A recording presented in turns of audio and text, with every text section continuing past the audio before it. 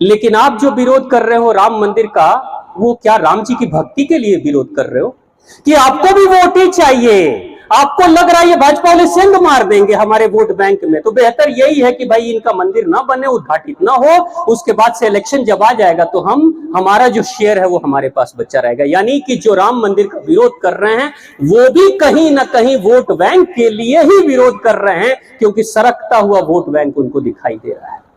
लोग कहते हैं कि मंदिर बनाने से क्या होगा, एक मठ और एक मंदिर है योगी जी के पास में, 20-25 स्कूल कॉलेज चल रहे हैं योगी जी के मठ के कारण से, और कहते हैं कि मंदिर बनाने से क्या होगा।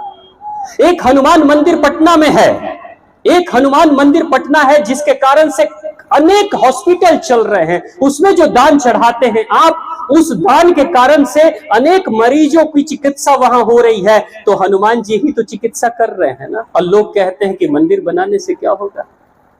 मंदिर बनाने से अगर कुछ नहीं होता, मंदिर बनाने से अगर कुछ नहीं होता तो दुनिया की सबसे बड़ी कार कंपनी थी फोर्ड, आपने सुना होगा, फोर्ड कंपनी दुनिया की सबसे बड़ी कार कंपनी थी।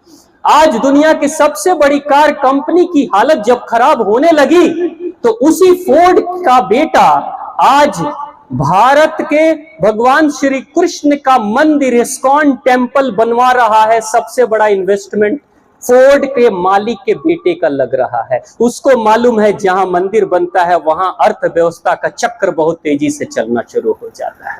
पूरी दुनिया भर में इस्कॉन टेम्पल जितने बन रहे हैं उन सारे इस्कॉन टेम्पलों को बनाने वाला कोई विदेशी है, और भारत के लोग कहते हैं मंदिर बनने से क्या होगा। लोगों ने यह प्रचार करना शुरू कर दिया कि 22 जनवरी को क्यों राम जी का ये कर रहे हैं, ये सिर्फ वोट बैंक के लिए, यानी वोट की राजनीति के लिए, वोट पाने के लिए राम जी का प्राण प्रतिष्ठा इन्होंने कराया, मंदिर का उद्घाटन करा दिया 22 जनवरी को। मैंने कहा चलो ठीक है भाई, ये भाजपा के लोग जो है वोट लेने के लिए राम जी के मंदिर का उद्घाटन करा दिया, प्राण प्रतिष्ठा करा दिया, चलो ये तो बड़े स्वार्थी लोग हैं, इनको वोट चाहिए। लेकिन आप जो विरोध कर रहे हो राम मंदिर का, वो क्या राम जी की भक्ति के लिए विरोध कर रहे हो कि आपको भी वोट ही चाहिए? आपको लग रहा है ये भाजपा वाले सेंध मार देंगे हमारे वोट बैंक में, तो बेहतर यही है कि भाई इनका मंदिर ना बने, उद्घाटित ना हो, उसके बाद से इलेक्शन जब आ जाएगा तो हमारा जो शेयर है वो हमारे पास बचा रहेगा। यानी कि जो राम मंदिर का विरोध कर रहे हैं वो भी कहीं ना कहीं वोट बैंक के लिए ही विरोध कर रहे हैं, क्योंकि सरकता हुआ वोट बैंक उनको दिखाई दे रहा है। याद रखिएगा हमेशा, भारत में ऐसे कल्चर को शुरुआत करने की जरूरत है। जो कोई भी हो, नेता कहीं का भी हो, किसी भी पार्टी का है, अगर वो कार्य कर रहा है तो जनता को मदद करनी चाहिए। अगर वो कार्य नहीं कर रहा है, उठा के फेंकिए उसको साइड में, कोई जरूरत नहीं है उसकी।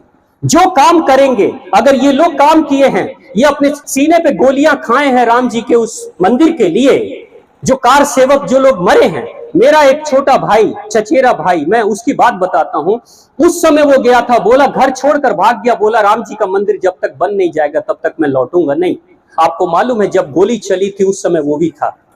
उस गोली में लोग जब मर रहे थे, हेलीकॉप्टर से गोलियां चल रही थी, सामने से गोलियां चल रही थी, ठीक वैसे ही गोलियां चली थी जैसे जलियांवाले बाग में गोलियां चली थी, वैसे ही गोलियां चली थी। और गोलियां जब चली उस समय वो लड़का जो था वो कम उम्र का था, उस सदमे में ऐसा विक्षिप्त हुआ, इतना विक्षिप्त हो गया कि 6 महीने तक तो उसको याद ही नहीं रहा कि मेरा घर कहां है, मैं कहां का रहने वाला हूं।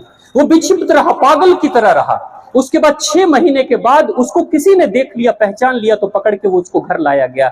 वो व्यक्ति आज भी, इतने वर्षों के बाद भी, उसने अपनी खुद शादी नहीं की, कोई पारिवारिक जीवन नहीं है, समाज के लिए कार्य कर रहा है। उसका सपना था राम मंदिर बनने का। यानी कि ये जो सपना है, ये सपना किसी राजनीतिज्ञों का नहीं है, ये भारत की आम जनता का है। और राम पूजनीय इसलिए है हमारे लिए क्योंकि राम पूरे प्रकृति के भगवान हैं, सबके भगवान हैं। तो उसी राम के प्रति आपके भी हृदय में मैं उसी राम को देखता हूं। तो प्रेम से बोलिए भगवान श्री राम की, मां आद्य भगवती की, भारत माता की, और आप सभी की जय।